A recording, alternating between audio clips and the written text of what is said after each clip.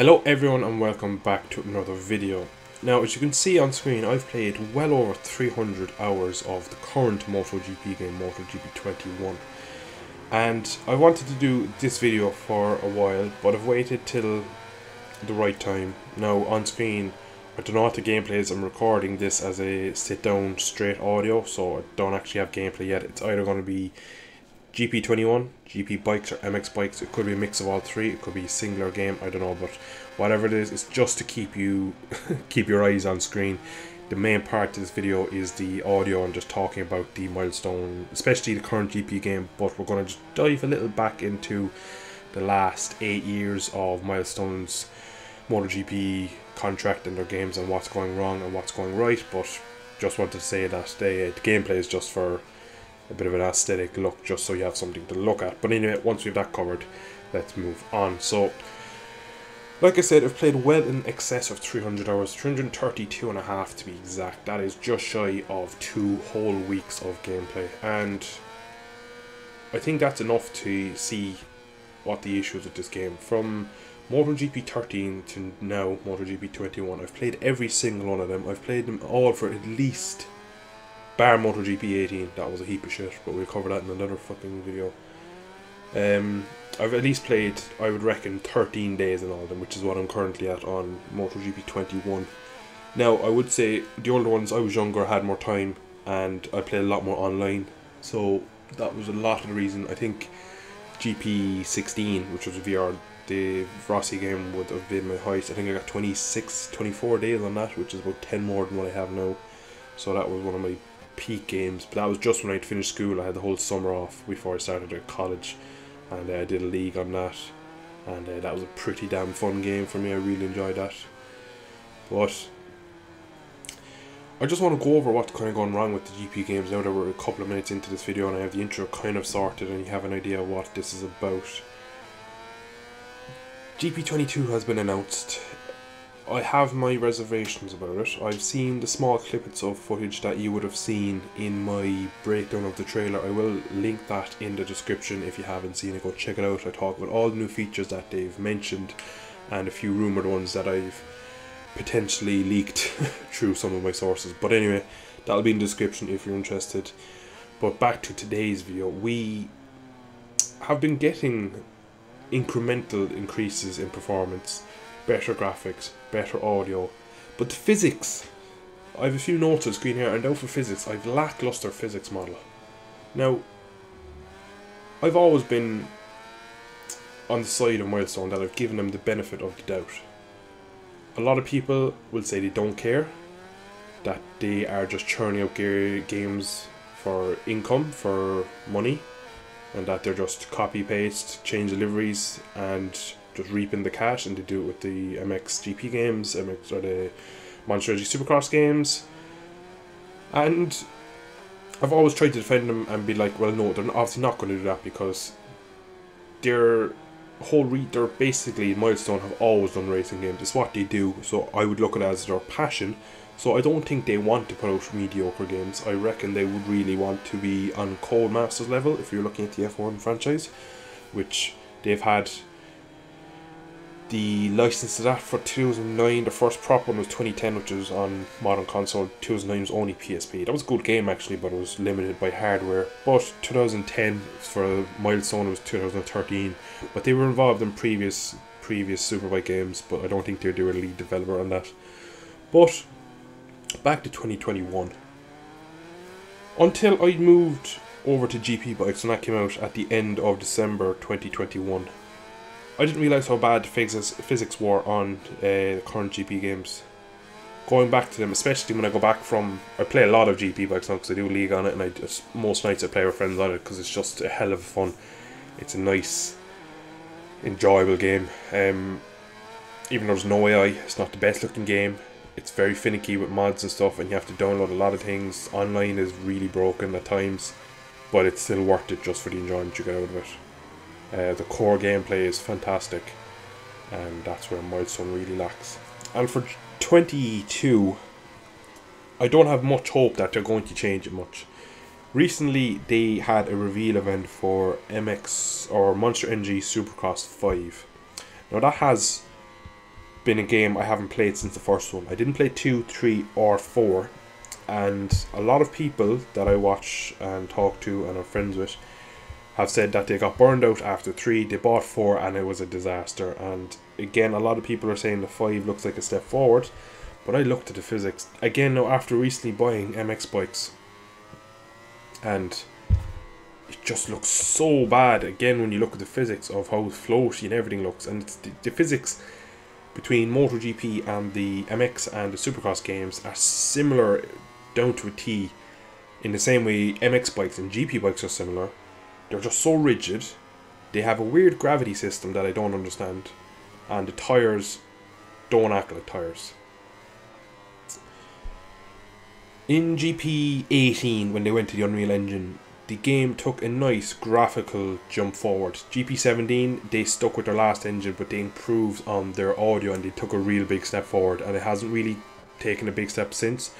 But the GP 17 audio was the best audio they had, and it's kind of the platform they made for what they have now, and it was a good step. I remember being really excited about that at the time.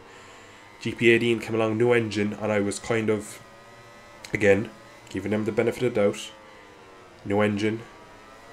First time you do anything, it's always going to have its flaws, and the physics were just wrong with the game. Really did not like that game.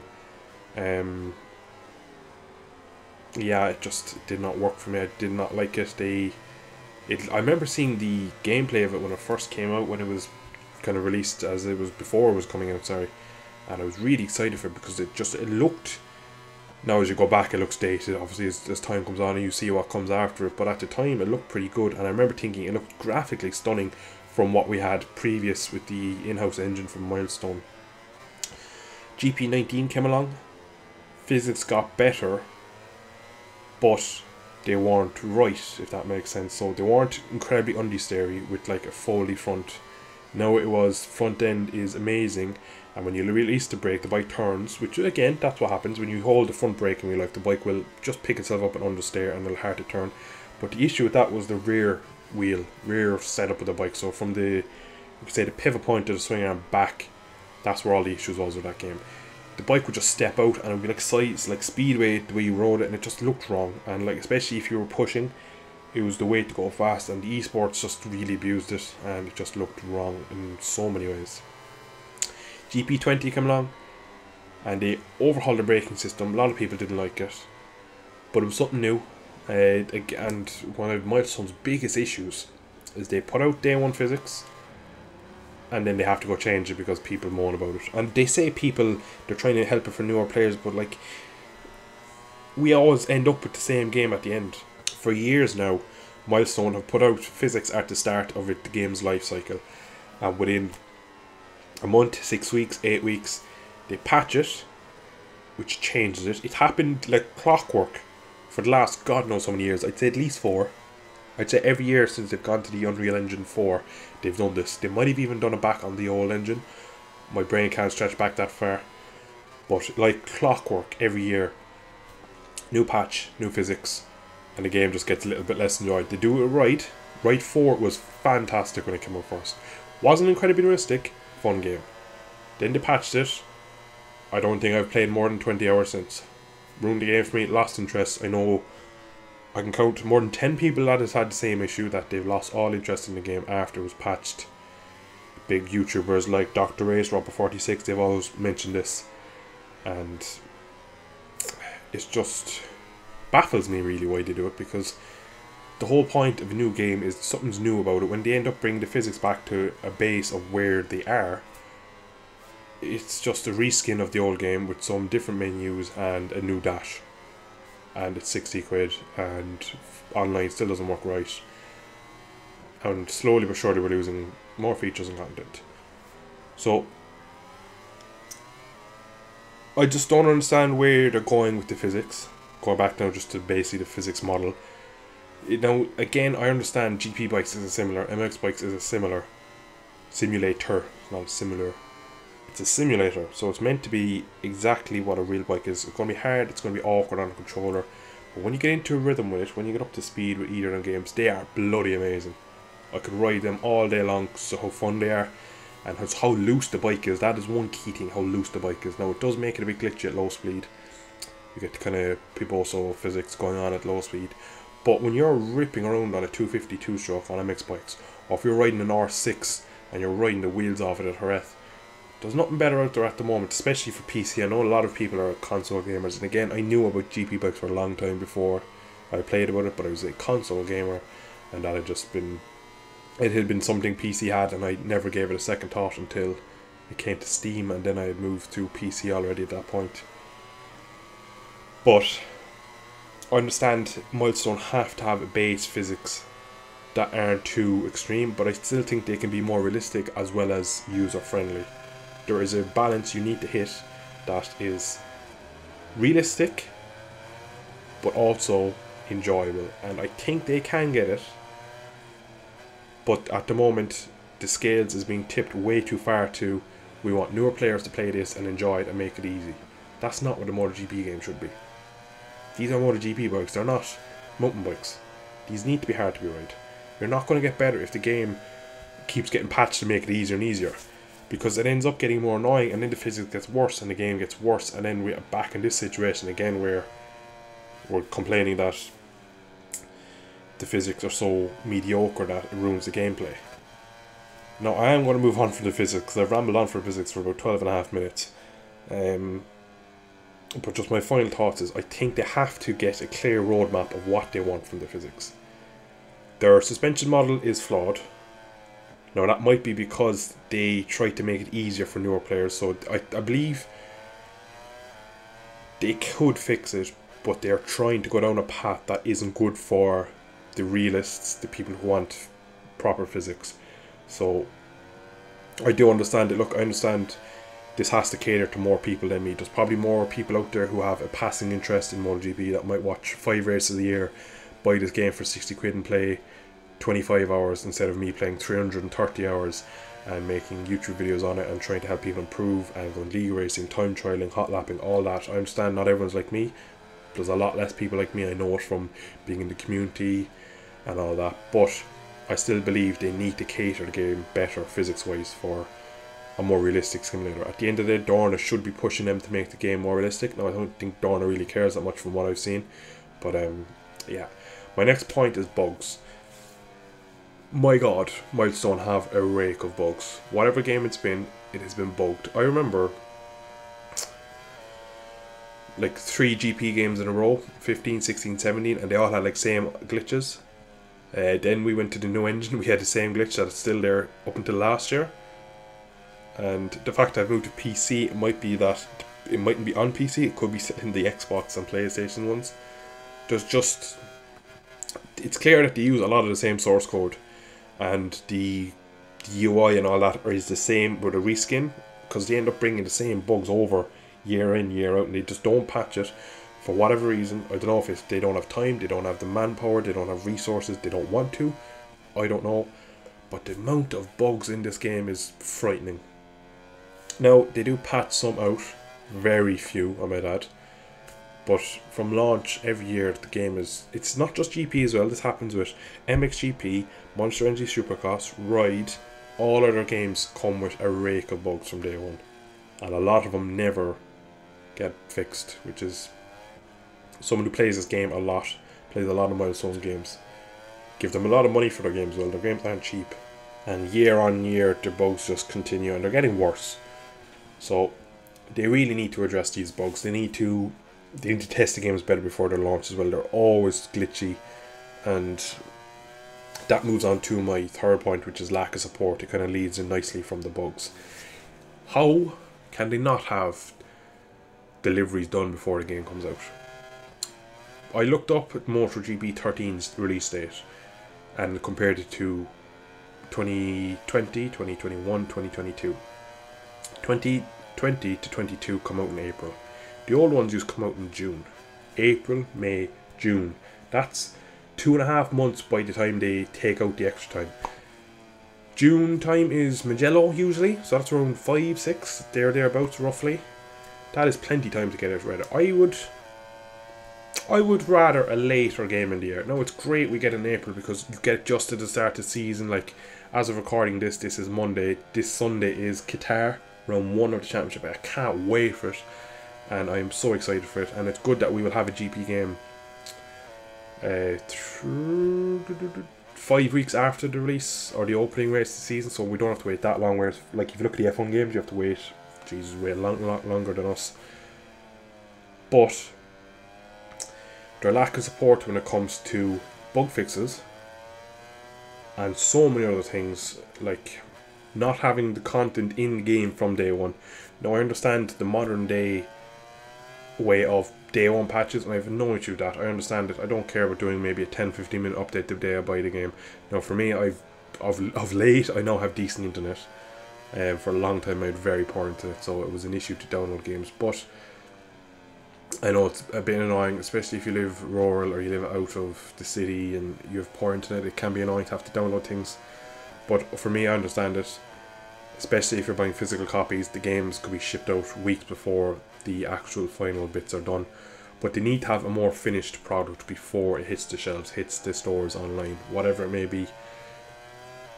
So they need to improve their whole support system, and they just need a better online, which is my fourth point.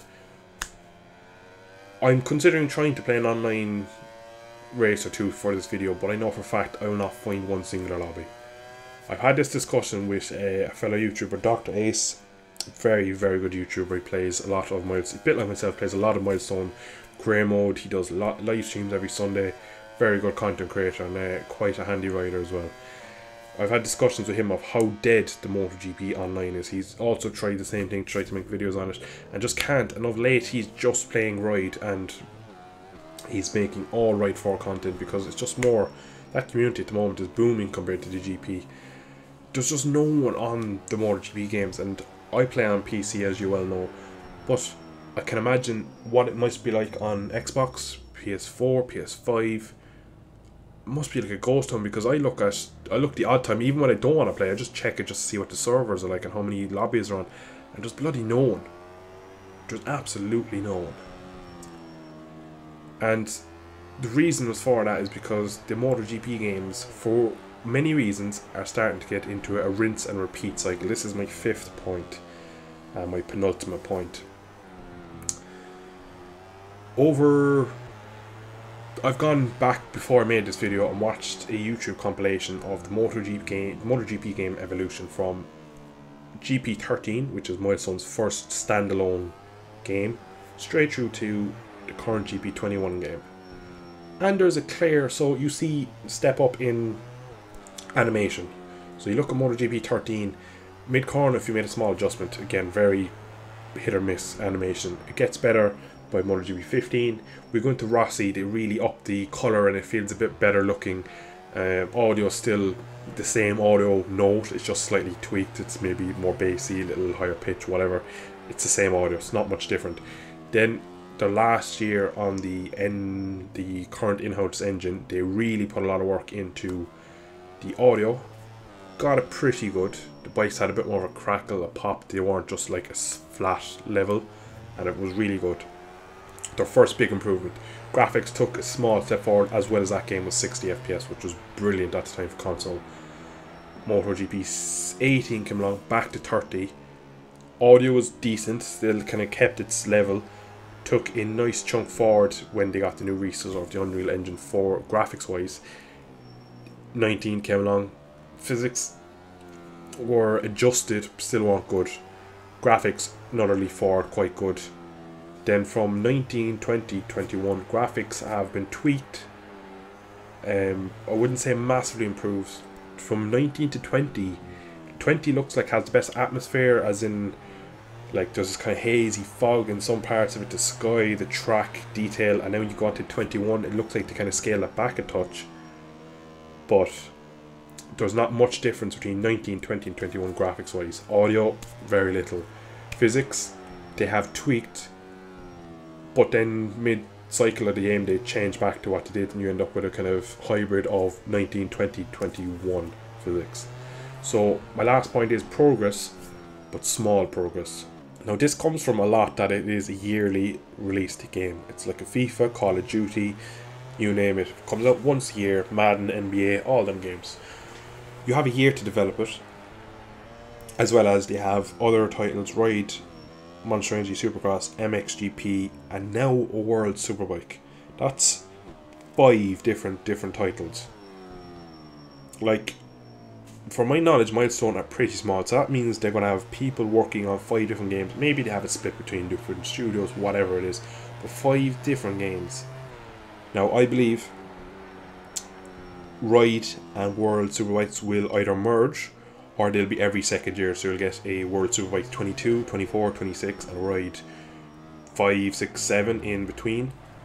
I don't see how they can produce 3 short circuit games, GP, Superbike and Ride, as well as 2 off-road games in MXGP and Supercross, as well as they have some other in-house games. They made the Hot Wheels game, they have other games they made a, I think it was called Gravel, a couple of years back when they went to Unreal Engine 4. Never played it, but they do have other titles in the background that they like to produce every once in a while. But I believe that limits their progress on each title. If you have to produce that many games year in, year out, none of them are going to come on leaps and bounds. The reason Supercross is mediocre every year is because they have to focus on so many other projects. I would like them to drop 1 motocross game and 1 bike game. Now, between MXGP and Supercross, I think they'd have to go with whatever sells better. I don't even know if I'd be able to find the sales for that online. If I had to take a guess, I would say Monster MXGP probably sells better, but I could be wrong. The fact that in my own personal experience, I've bought more MXGP games compared to Supercross, and obviously Motogp is the premier class. They're not going to get rid of that. It'd be a damn shame if they got rid of Ride. But the fact now they've taken on Superbike, now I am looking forward to a Superbike game. It is something I've wanted for a while. But at the fact of losing Ride is a nice chilled out game where you can have fun. There's so much customization to it, it's good that way. But the more workload they take on, the less each game is going to improve. And that is the whole point of this video, that I don't believe GP22 is going to blow anyone out of the water. I think it might be graphically a touch better. We'll have the whole shot device, we'll have the whole 2009 season. Why? I don't know. That kind of scares me into thinking maybe they are using that as filler content. Be like, oh look, we did this because we didn't do anything else. Yeah, it is worrying what way this could go.